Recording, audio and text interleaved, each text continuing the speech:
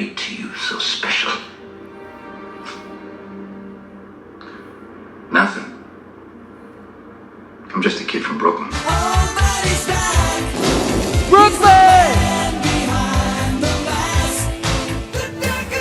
Were you scared of that? No, not at all, huh? Nope, I'm from Brooklyn. You're from Brooklyn, huh?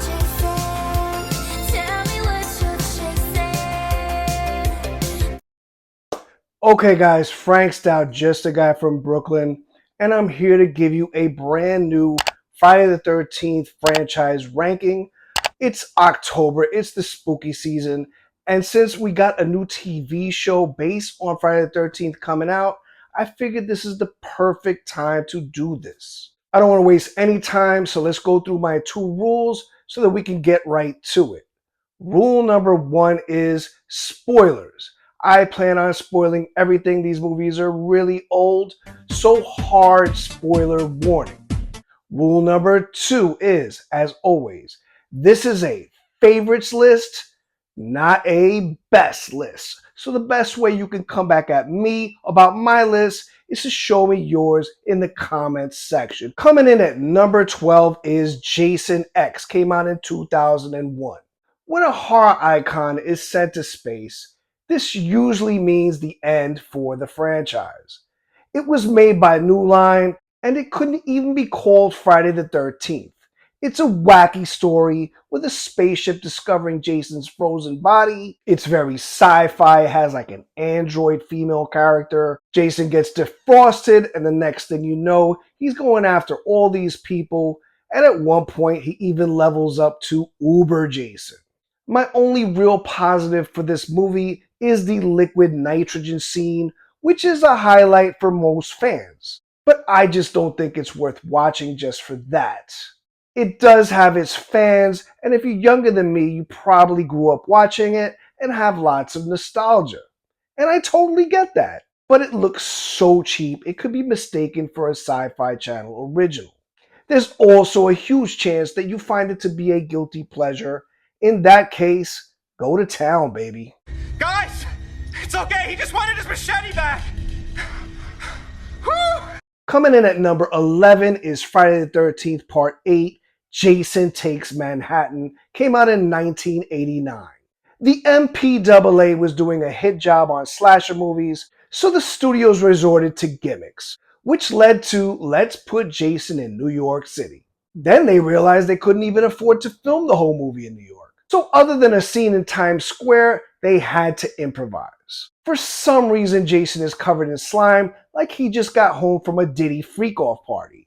And he stows away on a yacht in Crystal Lake and waits for it to make to open sea, which geographically doesn't even make sense. Then he gets on a tanker full of high school grads on their way to the Big Apple. So the movie is basically Jason on a boat. When the survivors finally reach New York, it's actually Vancouver in disguise. The final girl is having dreams and hallucinations of Jason because she almost drowned in Crystal Lake. Well, that's convenient. And her defeat of Jason is just as ridiculous as she drowns him in toxic waste in the sewers under Manhattan. The waste turns Jason into a little boy again. It all sounds weird and stupid, but it's actually pretty boring for the most part.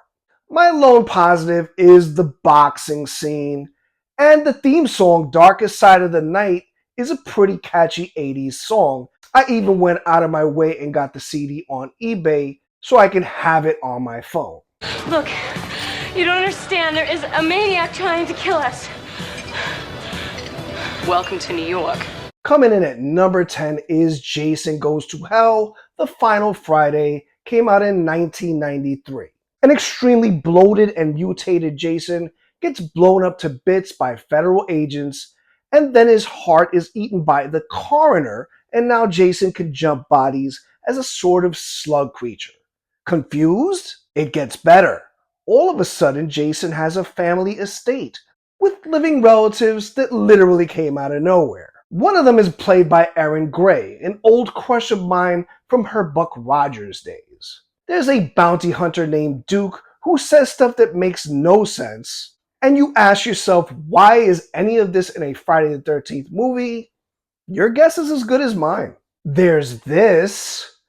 I don't know why it's here, but it's pretty batshit crazy, and I kind of like it. The movie does have one of the greatest kills in the franchise in the famous tent kill where a woman is split practically in half.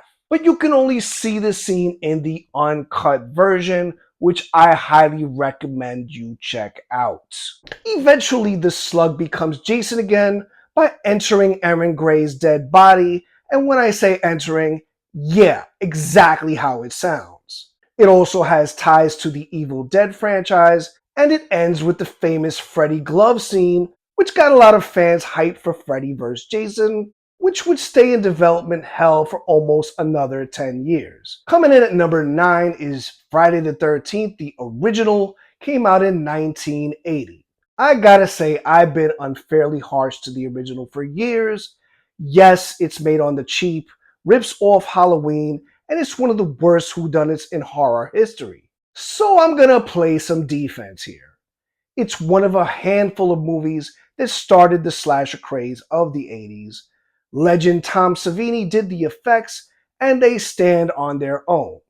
The Kevin Bacon spear scene is one of the best in the franchise. It did rip off Halloween, but it's extremely different. It's a camp slasher, and it's actually more of a variation of Psycho, with the mother-son aspect flipped. And it focuses more on the kills, where Halloween was more about atmosphere and suspense. Yes, the whodunit part is lame, but Mrs. Voorhees, played by Betsy Palmer, gave us a fantastic performance, being the psycho mother out for revenge. You've got a great dream sequence ending, which really made audiences jump out of their seats for one last scare. It's the template for all the sequels to follow, and the formula works as history is proof. Coming in at number 8 is Freddy vs. Jason, came out in 2003. I'll always be happy that we got Freddy vs. Jason because it was stuck in development hell for so long. I wish it was more crossover event and less popcorn film in the vein of King Kong vs. Godzilla. They hired a Hong Kong director who didn't know the source material, and he was looking to, quote unquote, have fun with it. All of the Freddy stuff is really good, with some great dream imagery and kills. There's even some validation for Elm Street Part 2, with him once again possessing a teenager, and he looks fantastic in this. There's even a part where he goes full red demon, which blew me away.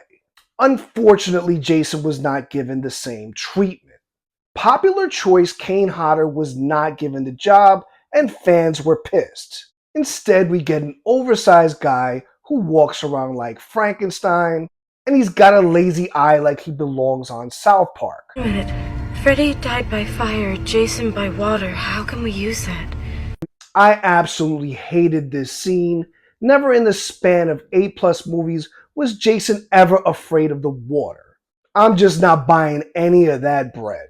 The Freddy Jason fights were bloody and fun, and the overall story was the right story to go with.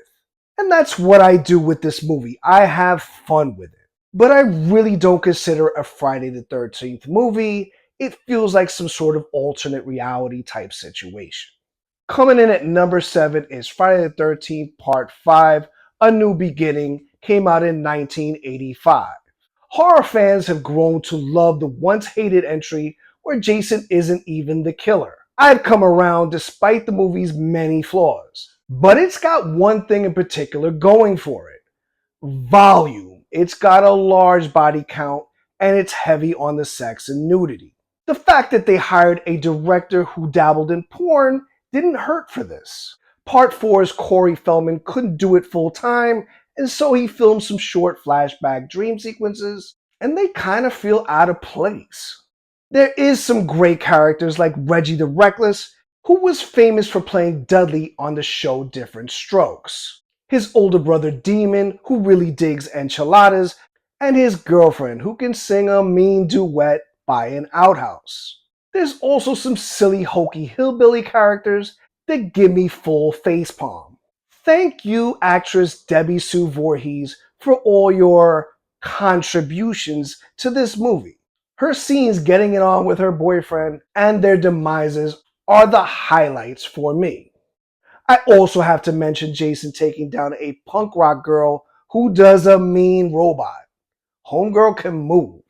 There's a scene where Dudley and the final girl get surprised by Jason, and Dudley says to hell with this chick and gets the fuck out of Dodge. I absolutely love it. It makes me laugh my ass off. There's an older actor who plays Tommy Jarvis, but his performance is really weird. Sometimes he's doing martial arts, sometimes he's just looking crazy. But the movie is definitely fun, and you should not worry about the fact that Jason is not really in it. Coming in at number 6 is Friday the 13th Part 3, came out in 1982. The beginning of the hockey mask era doesn't disappoint. It's got everything you would expect from a Friday the 13th movie and adds 3D and a disco theme song to add to all that 80s campiness. Jason goes from long-haired hillbilly to bald and creepy. And the way I see it, he goes into a barn to lick his wounds from all the shenanigans from Part 2, and he kind of just wants to be left alone. The 3D stuff is cute and nostalgic, but does nothing for the pace of the movie. People keep going into this barn, and all I can say is, you F around, you gon' find out. The kills are solid, with my favorite being the handstand scene, which I'm guessing was done with some sort of transparent floor. Very clever. You got some very memorable characters like Shelly, who's responsible for the hockey mask. There's also a biker gang who's there to pad the body count. This movie is known for some pretty weird stuff. There's a flashback scene with the final girl being attacked by Jason, and in one of the documentaries, it is mentioned that Jason was doing a little bit more than just trying to kill her. Was he trying to go after them biscuits? If that's true, the movie can give you a little bit of the ick if you're thinking along those lines. It doesn't help that at the end, they do a kind of twist of the final scene of the first Friday the 13th. You see Jason looking at the final girl and kind of cracking a weird smile like, yeah, I got them biscuits. Coming in at number 5 is Friday the 13th Part 2, came out in 1981. The direct sequel to the original is bigger and better in every way. The entire movie is one big plot hole, but hey, this is a low-budget slasher movie, so who really cares? People weren't coming to see the storylines in these movies, they were coming for the blood and the boobs. And this one's got both in droves. It has arguably the best final girl of the franchise, and one of the best scenes known as the shish kebab kill scene, with Jason sneaking up on a young couple getting it on, and the poor girl can't do anything about it as she's stuck. Jason's look is a first draft of sorts, with him wearing overalls and a sack head. It gives you another final scene with Jason busting through a window, and I'm talking about out of frickin' nowhere. The aftermath leaves you with a lot of questions like what happened to Paul, and is the little dog alive or dead? And then there's an end credit scene with Mrs. Voorhees' head sitting on top of a table, and it teases you more than a high school crush who's got you in the friend zone for life. You really thought those eyes were gonna open. Coming in at number 4 is Friday the 13th Part 6, Jason Lives. Came out in 1986. A reboot of sorts with the events of Part 5 no longer existing. Jason is brought back Frankenstein style accidentally by Tommy Jarvis, this time played by Tom Matthews. He's even more powerful now and looking to kill anyone in his path. It's definitely more self-aware than the other movies, but more important, this Friday movie has one thing going for it that the others don't. It's got a story. It's got fleshed out characters with goals and development. Speaking of flesh, the red flag on the play here is that this movie has zero nudity. Proof that you can do a successful Friday the 13th film without the boobs. Do I wish it had some? Fuck yeah. But it's great nonetheless. The carnage is where it delivers with great scenes like Jason giving Horshack from Welcome Back Kotter an EKG of sorts. a woman's face being immortalized on the side of a camper, and my favorite, he gives the sheriff's back some chiropractic therapy. And so I want to talk about Zombie Jason. From here on out, this is known as the Zombie Jason movies. I don't like that term at all. I do not think that Jason is a zombie. He doesn't eat brains. He's not decaying. He's just got a lot of damage from all these movies. Jason is obviously supernatural, and I believe the source of that is Crystal Lake.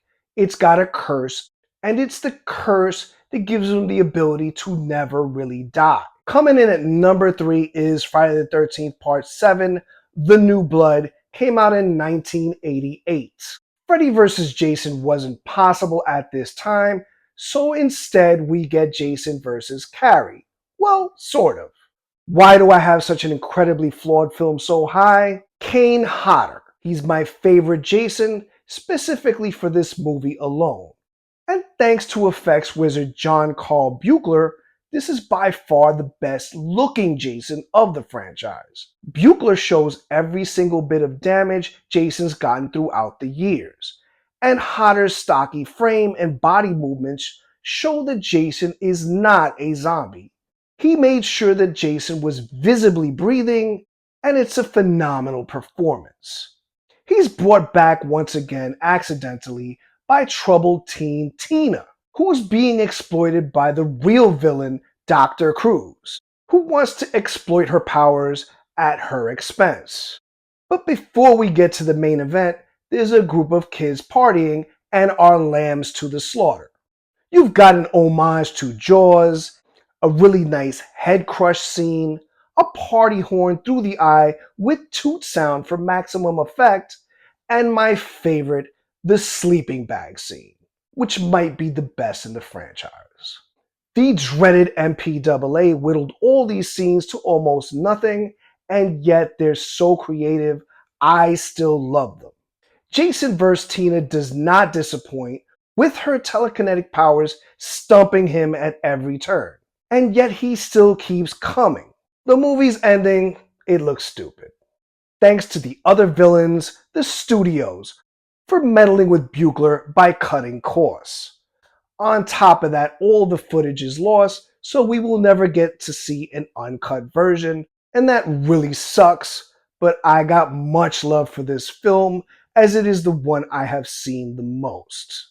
And my runner-up is Friday the 13th, the remake. Came out in 2009. I will die on a hill defending this movie. Yes, it's missing that low-budget charm and replaces the ch-ch-ch, ma-ma-ma score with something more generic. But what you do get is a fantastic reimagining of not one, but the first 4 films all condensed into one. You also get more of a hunter Jason that sets traps and strategically sets up his victims. It's also got one of the best intros I've ever seen in a slasher film, and that really gets you into the spirit of it all. Fans complain about how unlikable the characters are, but I wouldn't have it any other way. Your tits are stupendous. You got perfect nipple placement, baby. Trent, the biggest douchebag of them all, is absolutely hilarious, and he makes his mark as a contender for Scream Queen.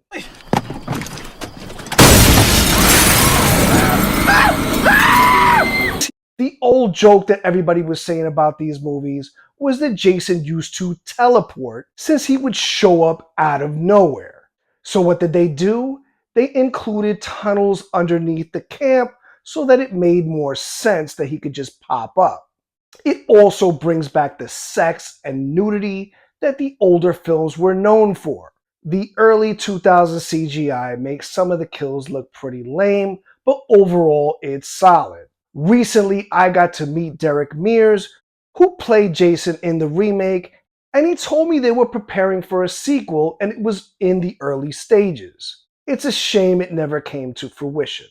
And my number 1 Friday the 13th movie is Friday the 13th Part 4, The Final Chapter, came out in 1984. The quintessential Friday the 13th movie sports great characters, with much better development. Tommy Jarvis, played by Corey Feldman, gave it that kid element which was different from the first 3 films. Tom Savini returns to finish off what he started and kill Jason once and for all. Yeah, right. You've got horny teenagers, you've got hot twins, you've got Crispin Glover and Lawrence Monason improvising all their scenes, and you've got one of the greatest dance scenes in all of cinema history. Ted White does a great job as Jason, with his tall frame intimidating everyone, even off screen, especially Feldman, who was scared shitless. It all feels more like a big Hollywood production, and Savini gives us some really great kills, like a guy getting a spear gun through the family jewels, which hurts just thinking about it, and his naked girlfriend on a rubber raft getting the old up and under move. It all culminates with Jason once again getting psyched out by Tommy, who uses his talents to look like Jason himself, just long enough that he can deliver the final blow, or in this case, blows. The movie's ending is so spectacular, Halloween 4 would mimic it almost entirely. I think it's got the best group of campers, and that's what makes it the best. It's very, very 80s, with actors from Back to the Future, Last American Virgin, and Weird Science. I also got to meet Feldman, a very interesting guy who had a rough time in Hollywood, but from what I see, he's having a ball living out this weird rock star fantasy where he goes on tour and plays lots of horror covers. Well guys, that about does it. I love Friday the 13th movies. I can't wait till we get this TV show, and I really do hope we get another Friday the 13th movie at some point. From the BK from the city that never sleeps, peace, baby. This is a Brooklyn-bound express train. The next stop is Brooklyn Bridge. Stand clear of the closing doors, please.